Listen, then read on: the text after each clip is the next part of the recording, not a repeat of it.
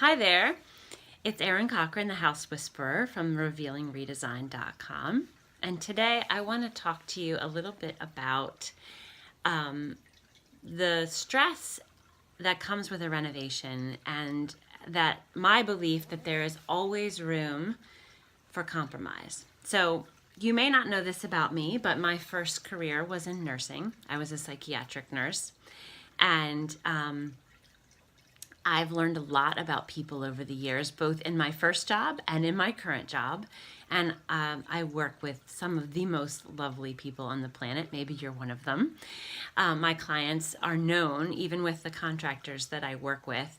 I frequently hear from my painter or from some of the contractors that I work with that I have the nicest clients. I really, really do. I'm very blessed. The people I work with are dear people.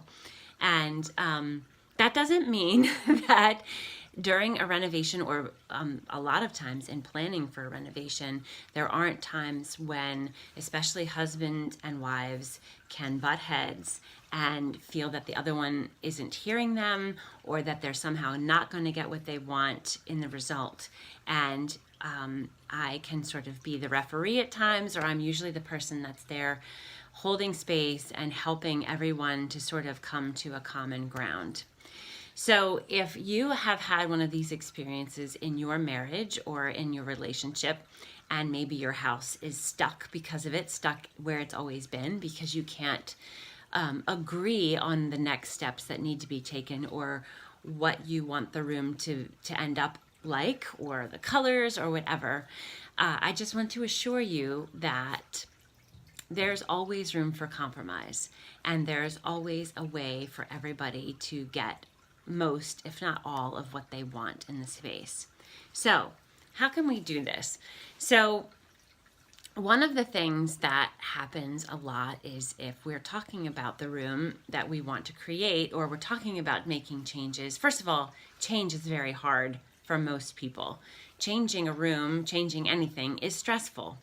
So being able to listen with open ears to what your partner or spouse wants, and then not being triggered by that can be kind of hard. So I would say the most important first step is to listen without judgment, and then ask them more questions about what they envision, why they would like that color or that sofa, and what it means to them.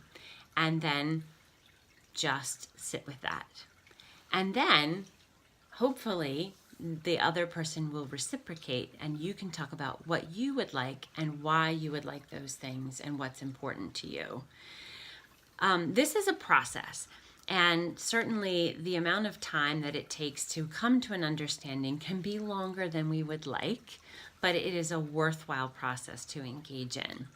So sometimes we butt heads over how much stuff we have in our houses, or what stuff we keep, or what stuff we get rid of, because another component of my business is decluttering.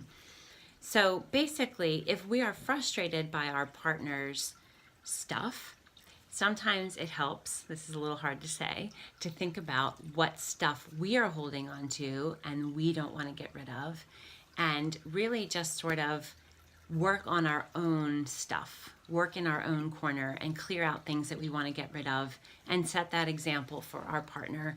And if and when they are ready, they too will do the same. I once heard someone say the phrase, if you've spot it, you've got it. And that's the thing. A lot of times, as frustrating as this is to admit, the things that we are annoyed by in other people is often something that we are dealing with ourselves. So making changes around the house is not easy, and it is often stressful. So I just ask you to keep an open mind and open ears, and deal with all things with love. All right, I hope this helps. Very different sort of decorating video, if you will. Have a wonderful weekend, and I will see you next Saturday.